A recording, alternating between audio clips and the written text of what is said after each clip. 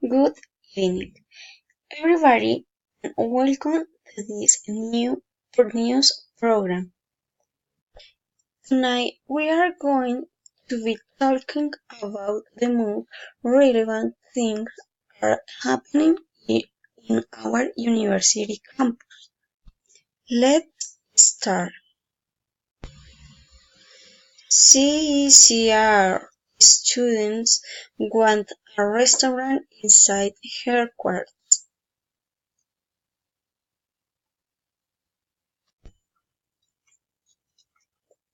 The students speak with them and ask for a restaurant.